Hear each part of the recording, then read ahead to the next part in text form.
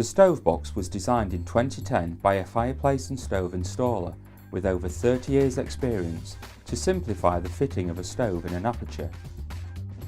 Using the stove box reduces the amount of time and work on site down from 2 days into less than a day and helps cut down the disruption to the customer.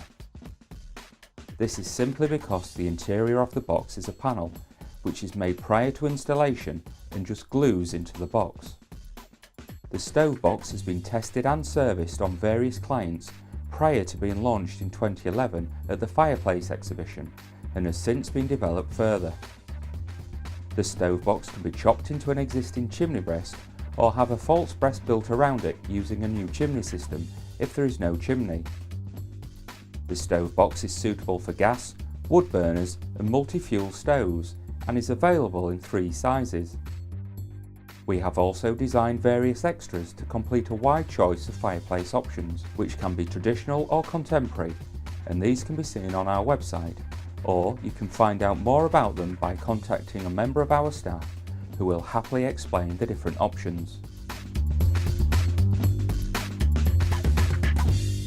Before you can decide which box to use, a site survey needs to be carried out to check the width and depth of the opening where the stove box is to be fitted, and it's important to remember to take into consideration a gap of approximately 25mm around the stove box for infill. Sometimes this can't be done until the old fireplace is taken out. If the chimney breast is on an outside wall or in a garage, measurements can be taken, which was the case in this example.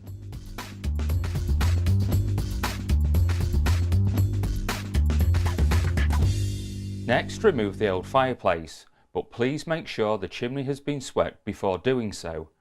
You can then start to chop a hole out to the required size.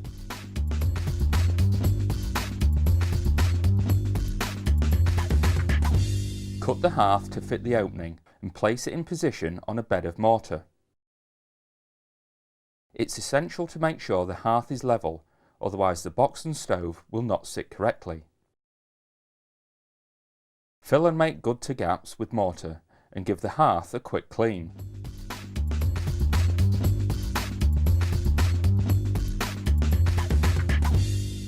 Next, assemble the stove box.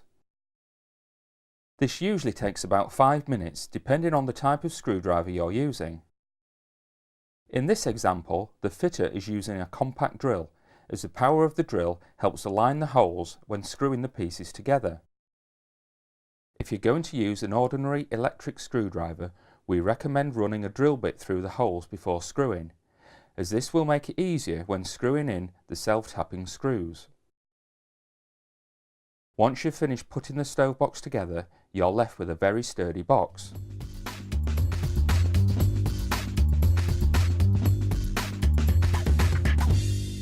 Next, fit the collar. We recommend laying the box flat as it will be easier to work on.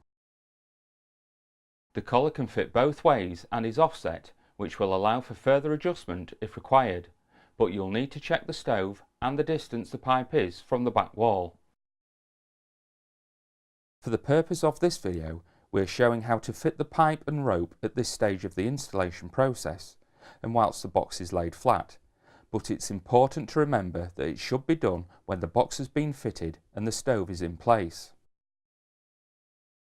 When the collar is fitted, do not fully tighten the bolts, as you'll need to slide the collar into its correct final position when the stove and pipe is being connected at a later stage.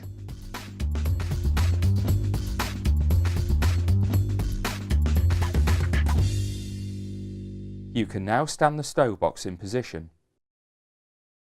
It's important to make sure it's central and level before fixing the top brackets.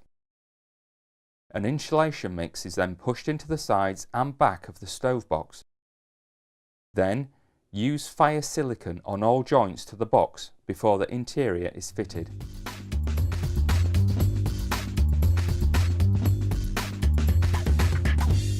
We make a variety of interiors such as reeded, plain fireboard, tiled and brick effect, but in this example a textured plaster effect is being used.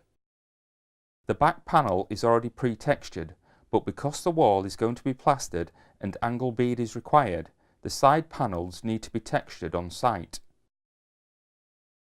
The front interior edges would be covered with a frame. Next, plaster the front with bonding where the old fireplace was, and then clean. You're now ready to fit the stove.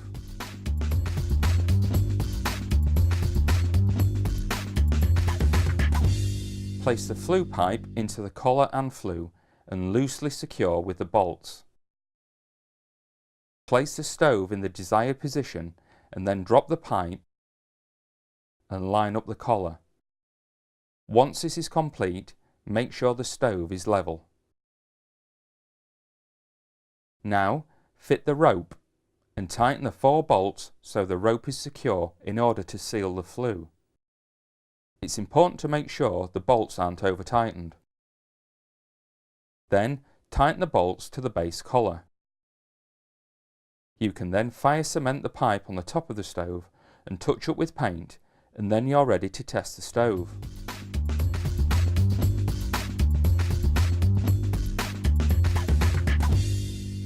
It's important to service the stove every year, and to do this, undo the 4 bolts, push the pipe so it clears the stove, and then take the stove out.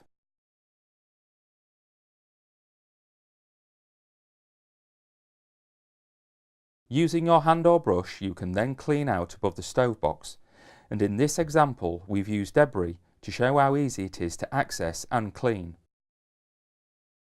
Before refitting the stove, we recommend you replace the rope with a new one, as this will help maintain the seal in the flue.